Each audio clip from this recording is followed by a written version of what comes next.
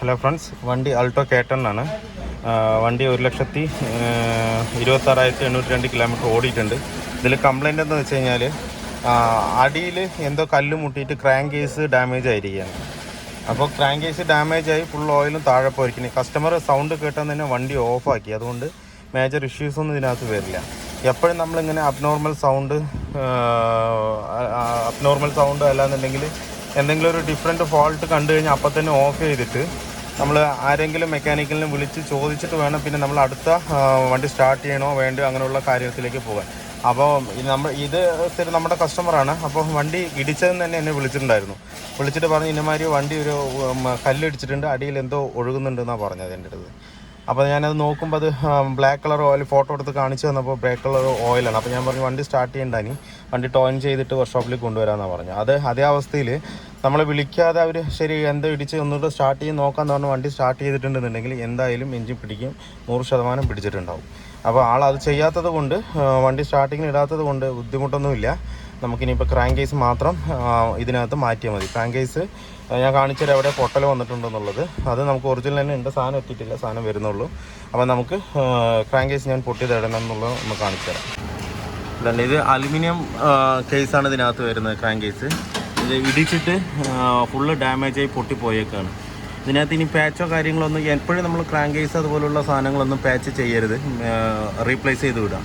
ഇത് പാച്ച് ചെയ്താൽ അലുമിനിയം വെൽഡോ അങ്ങനെ എന്ത് ചെയ്താലും ഇതിനകത്ത് നിൽക്കില്ല. ഇനി നമുക്കിത് അഴിച്ചതിന് ശേഷം അതിൻ്റെ ഓയിൽ സ്ട്രെയിനറിലേക്ക് എന്തെങ്കിലും കംപ്ലയിൻറ്റ് വന്നിട്ടുണ്ടോ എന്നുള്ളതൊന്ന് നോക്കണം. അപ്പോൾ എന്തായാലും നമുക്ക് ക്രാങ്ക് കേസ് ഒന്ന് അഴിച്ച് പുറത്തെടുത്തിട്ട് നമുക്ക് നോക്കാം ഉള്ളിൽ എന്തെങ്കിലും ഡാമേജ് ഉണ്ടോ എന്നുള്ളത്. ക്രാങ്ക് കേസ് എന്തായാലും നമുക്ക് മാറണം. Crank case, engine oil, oil filter complete മാറാം.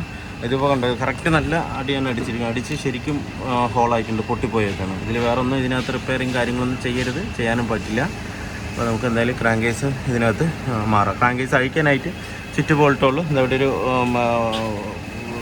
ഗിയർ ബോക്സിൻ്റെ മൗണ്ടിങ് ബോൾട്ട് വരും, അതും കൂടെ അഴിച്ച് ചുറ്റ് ബോൾട്ട് അഴിച്ചതിന് ശേഷം ക്രാങ്ക് കേസ് നമുക്ക് അഴിച്ച് പുറത്തെടുക്കാം, എന്നിട്ട് നമുക്ക് മാറ്റാം. അപ്പോൾ നമുക്ക് ക്രാങ്ക് കേസ് വന്നിട്ടുണ്ട്. ഇതിനകത്ത് 1,655 രൂപ വരുന്നുണ്ട് MRP. ഒറിജിനൽ തന്നെയാണ്. അതുകൊണ്ട് ഇതിൽ കറക്റ്റ് പൊട്ടിയിരിക്കുന്നുണ്ട്, നല്ലോണം ഡാമേജ് ആയിരിക്കുകയാണ് ഇതിനകത്ത്. ഇതാണ് ചെയ്യുന്നത്. ഇത് നടക്കുവാനെ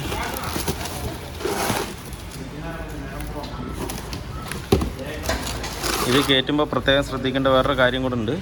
നമ്മളിത് പേസ്റ്റ് മാത്രം ഇട്ടിട്ട് അങ്ങനെ കയറ്റാനും പറ്റില്ല. ഇതാണ് പുതിയത് വരുന്നത്.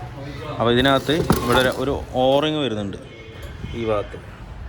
ഇത് കറക്റ്റ് ഇത് പഴയതെടുത്തിട്ട് അതിനകത്ത് ഇടണം, അല്ലെങ്കിൽ പുതിയതാണെങ്കിൽ പുതിയത് മേടിച്ചിടുക. ഇതിപ്പോൾ വലിയ കുഴപ്പമില്ല. അപ്പോൾ അതുകൊണ്ട് നമ്മൾ പഴയ തന്നെ ഇതിനകത്ത് കയറ്റണം. ഇത് കയറ്റിയില്ലെന്നുണ്ടെങ്കിൽ കറക്റ്റ് ഓയിൽ പ്രഷർ കറക്റ്റ് അതിനകത്ത് വരില്ല. അപ്പോൾ പ്രത്യേകം ശ്രദ്ധിക്കണം, ഈ ഓറിങ് കയറ്റാൻ മറക്കരുത്. അപ്പോൾ പുതിയതിലേക്ക് ഈ ഓറിങ് ഇട്ടിട്ട് ഇനി നമ്മൾ പേസ്റ്റ് ഇട്ടിട്ട് വേണം. ഇതിന് പാക്കിംഗ് ഒന്നുമല്ല, പേസ്റ്റ് തന്നെയാണ് വരുന്നത്. അപ്പോൾ പേസ്റ്റ് ഫുള്ളായി ഇട്ടിട്ട് നമുക്ക് ക്രാങ്ക് കേസ് അതിനകത്ത് കയറ്റാം. അത് കയറ്റുന്നതിന് മുന്നേ അവിടെ അടിയിൽ ഫുള്ളായിട്ട് ക്ലീൻ ചെയ്ത് പക്കയാക്കണം. ആക്കിയിട്ട് വേണം ചെയ്യാനായിട്ട്. ഓയിലിൻ്റെ ചെറിയൊരു അംശം പോലും ബ്ലോക്കിനകത്ത് ഉണ്ടാകാൻ പാടില്ല. ഉണ്ടെങ്കിൽ ആ പേസ്റ്റ് കറക്റ്റായിട്ട് പിടിക്കില്ല അതിനകത്ത്. അതുപോലെ ഈ ഭാഗം നല്ലോണം തിന്നറിട്ട് തുടച്ചതിന് ശേഷം പേസ്റ്റ് ഇട്ടിട്ട് ഹൈ ടെമ്പറേച്ചർ പേസ്റ്റ് തന്നെ ഇടണം ഇതിനകത്ത്. ഇട്ടിട്ട് വേണം കയറ്റാനായിട്ട്. അപ്പോൾ നമുക്കിതെന്തായാലും കയറ്റാം. ആ ഓറിങ് സീറ്റിങ് ഇവിടെയാണ് വരുന്നത്, ഈ ഭാഗത്ത്.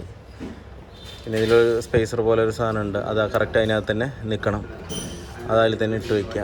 അതും വീണ് പോകരുത്, കറക്റ്റായിട്ട് തന്നെ ഇടുക. അതുപോലെ ഇതിൻ്റെ ഓയിൽ സ്റ്റെയറിന് ഡാമേജ് ഒന്നും പറ്റിയിട്ടില്ല, കറക്റ്റായിട്ട് തന്നെയാണ് ഇരിക്കുന്നത്, ബുദ്ധിമുട്ടൊന്നും പറ്റിയിട്ടില്ല. ഇനിയിപ്പോൾ എന്തായാലും നമുക്ക് ഈ ഭാഗം ഒന്ന് ഫുള്ളായിട്ടൊന്ന് ക്ലീൻ ചെയ്യണം. നല്ലോണം എമരിയൊക്കെ ഇട്ടിട്ട് പക്കയായിട്ട് ക്ലീൻ ചെയ്തെടുത്തതിന് ശേഷം നമുക്ക് പുതിയ പേസ്റ്റ് ഇട്ടിട്ട് ക്രാങ്ക് കേസ് കയറ്റാം. നമ്മുടെ വർക്ക് ഇതിൽ കംപ്ലീറ്റ് ആയിട്ടുണ്ട്. ക്രാങ്ക് കേസ് മാറ്റി. വണ്ടി എഞ്ചിന് സൗണ്ടിനൊന്നും വ്യത്യാസമൊന്നുമില്ല. അത് വണ്ടി അധികം റൺ ചെയ്യാതെ തന്നെ അപ്പം തന്നെ ഓഫായതുകൊണ്ടാണ് വേറെ ബുദ്ധിമുട്ടുകളൊന്നും വരാതിരുന്നത്. ഇപ്പോൾ നോർമലാണ്, കുഴപ്പമൊന്നുമില്ല, സൗണ്ടോ കാര്യങ്ങളൊന്നുമില്ല. അതിപ്പോൾ എന്തെങ്കിലും കംപ്ലയിൻ്റ് ആണെങ്കിൽ അബ്നോർമൽ സൗണ്ട് വന്നതിന് ഇതിനകത്ത്. കസ്റ്റമർ അപ്പോൾ തന്നെ ഓഫ് ചെയ്തുകൊണ്ട് വേറെ കംപ്ലയിൻ്റ് ഒന്നുമില്ല. അപ്പോൾ നമ്മൾ കംപ്ലീറ്റ് മാറ്റിയിട്ടുണ്ട്. ഒരു 10-15 മിനിറ്റായി റണ്ണിങ്ങിൽ, ലീക്കോ കാര്യങ്ങളൊന്നുമില്ല. പിന്നെ അതുപോലെ തന്നെ നമ്മൾ ഈ ഓയിൽ ഫിൽറ്ററിൻ്റെ ഒരു ബോൾട്ട് വരും, ഓയിൽ ഫിൽറ്റർ പിടിപ്പിക്കുന്നത്. അത് നമ്മൾ പഴയെന്ന് അഴിച്ച് വേണം ഇതിനകത്ത് ഇടാനായിട്ട്. പുതിയതിനകത്ത് അതും വരില്ല. ബോൾട്ടോ ക്രാങ്ക് ബോൾട്ടോ മറ്റേ ഓയിൽ ഫാൻ്റെ ഡ്രെയിൻ പ്ലഗ് ഒന്നും വരില്ല.